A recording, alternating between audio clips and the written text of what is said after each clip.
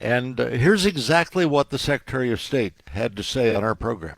But even then, and then we've actually invested in signature matching software for the first time to verify and ensure everyone's using the same technology to verify the accuracy of these signatures.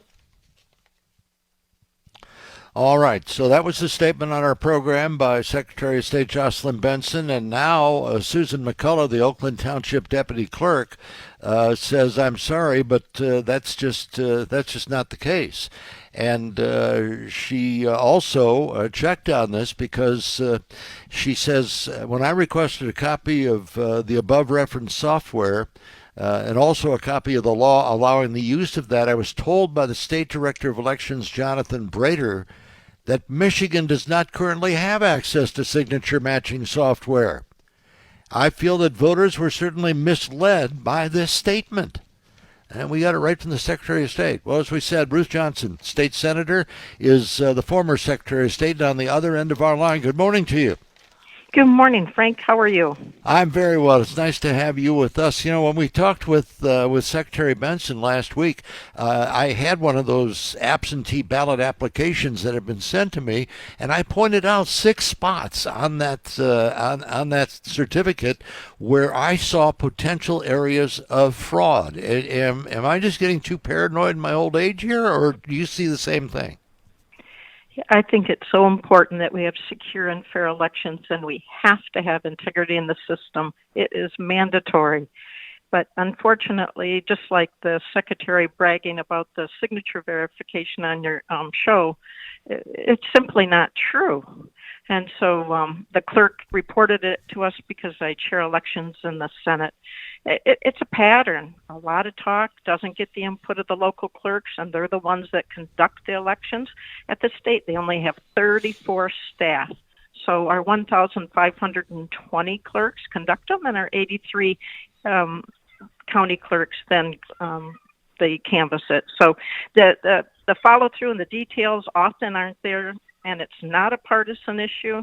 We heard from the Flint Township clerk, who's a Democrat and is the president of the Genesee County Clerks Association. That's 35 clerks, and 8 out of 9 of their commissioners are Democrats. So it tells you the makeup of that county. And they wrote a letter recently to the Secretary of State, and they shared it with us.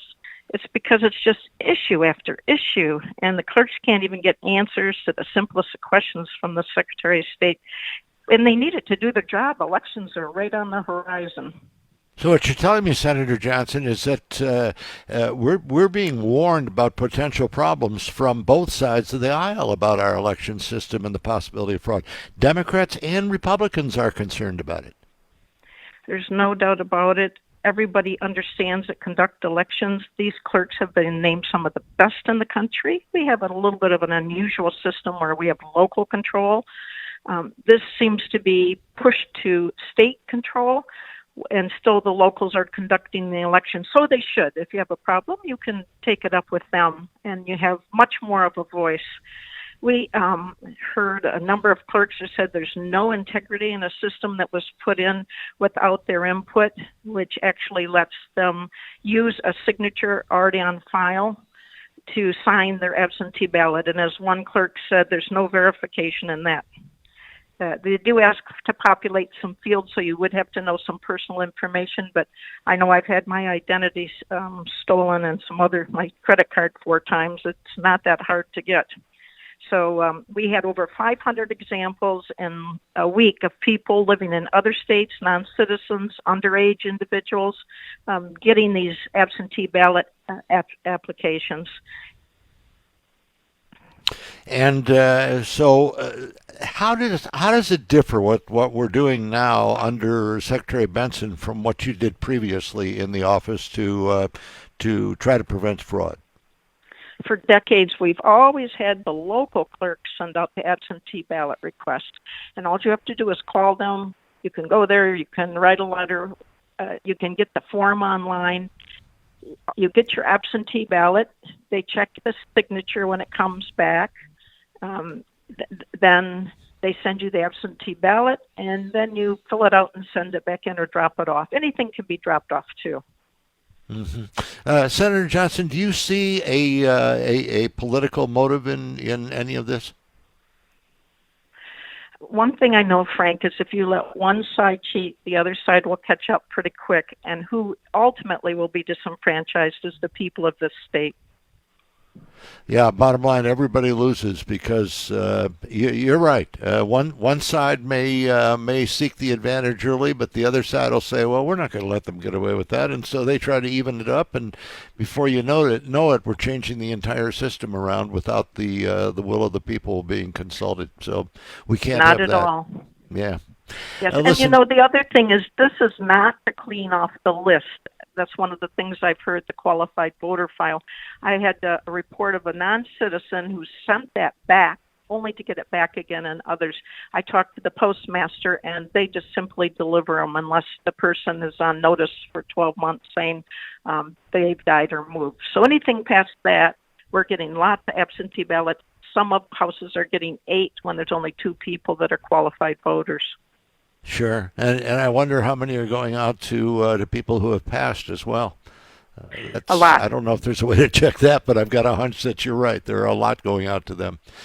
So there's no way at all to check those signatures, though, and we do not have that software as the bottom line, despite the claims that were made on our show last week. So thank you for pointing that out, and where are you going to take it from here? What's the next step for you?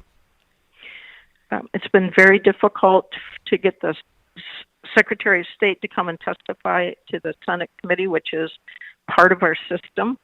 When I gave her 6 dates, she picked one and then changed it, and all the members changed it. We have one from the UP. It's a long drive, and he doesn't complain, though.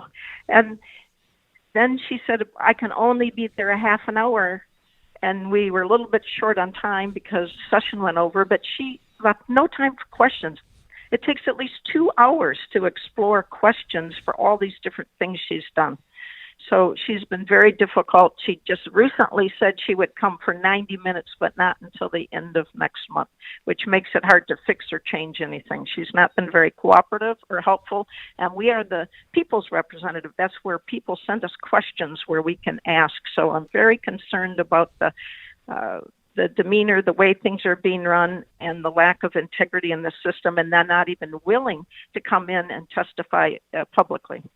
Well, sure, and if it goes down to pushing it to next month for decisions like this, we're talking about the presidential election coming up November the 3rd. So that would only leave you 4 months to get everything into place. I'm not sure that's enough time to revamp the system or to double check the system. I believe she said the first time she could come in when we're in session is July 29th. This is a second request. Now you see, 2 extra days right there. Come on. So, thank you for being with us, Senator. Always good to talk with you, and thank you for the candor on all of these conversations. Really do appreciate it. Thank you for getting the word out, Frank. Have a great day.